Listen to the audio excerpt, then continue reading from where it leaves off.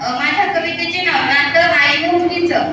मायलेकीमध्ये शांत आणि समाधानी राहण्याची कला मी सांगते. मायलेकीमध्ये शांत आणि समाधानी राहण्याची कला मी सांगते.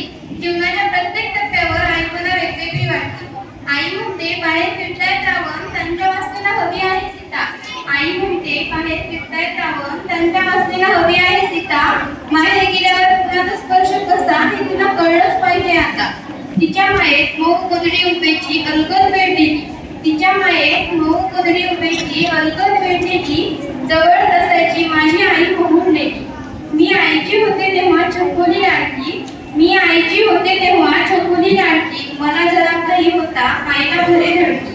मुलीचं पाऊल शाळेत पडलं. मुलीचं पाऊल शाळेत पडलं. आईचं काळीज चिंतेने धडधडतं. लवकर घरी येण्याचा ती आग्रह धरायची. लवकर घरी येण्याचा ती आग्रह धरायची. मी मात्र मैत्रिणीच्या टप्प्याटप्प्यात रमायची. पुढे शिक्षण झाल्यानंतर मला नोकरी लागली. पुढे शिक्षण झाल्यानंतर मला नोकरी लागली. तिच्या डोळ्यात ती काळजी हवी हवीशी वाटली. अशी असती ही आईची माया जगा वेगळी.